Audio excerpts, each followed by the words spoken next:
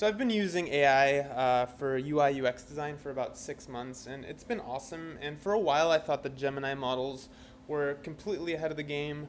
But recently, with the release of Kimi K2 through Moonshot AI, using the Grok with a Q inference platform, their API has been unreal. And I'm going to show you how. Let's generate a simple landing page for a real estate website. I'm going to be using Backseat UX. It's an app that I've made that makes it really easy to compare models side by side for UI design. And my requirements are going to be create a clean, modern real estate listing website. It's going to be called Home Finder with some navigation links, buy, rent, contact, a hero section, find your dream home, a grid of 6 sample property cards, a footer with contact info and social links. And I'm going to be comparing Kimi K2, OpenAI's O3, which is awesome, Gemini 2.5 Pro, and Gemini 2.5 Flash. So here are the models, right? Kimi K2, Gemini 2.5 Flash, O3, and 2.5 Pro. And Kimi K2 is done, right? In 7 seconds at a 542 tokens per second speed, it generated this website. Let's take a look. Find your dream home. So it set up the header, the navigation, buy, rent, contact, the search bar. It added a gradient. It could have been an image, but still looks pretty nice.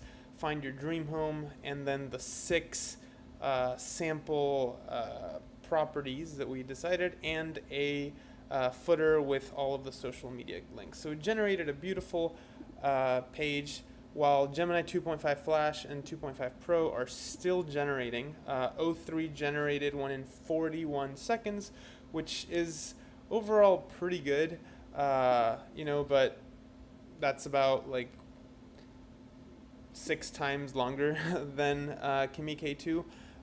Gemini 2.5 Pro took 63 seconds at 75 tokens per second, and Gemini Flash took 50 seconds at 104 tokens per second. So let's take a look at each of them.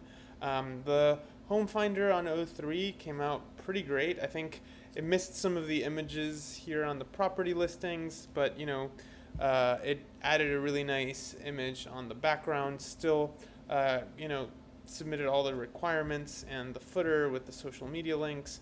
Overall, it's a pretty good experience. Gemini 2.5 Pro did the job too. I think typically I prefer Gemini 2.5 Pro still in terms of just quality, but for a third of the price and almost 10 times the speed, Kimi K2 is kind of next level.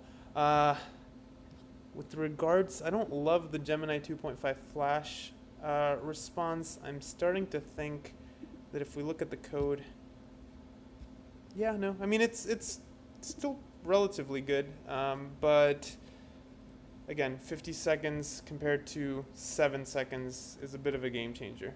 And the beauty of Kimi K2 is that it is so fast that you can make changes like, hey, let's make this in dark mode, right? So I just decided to make it in dark mode, and instead of waiting a whole minute to rebuild everything, it generated it in 7 seconds, 970 tokens per second speed. Rewrote the whole app in dark mode. This is absolutely crazy.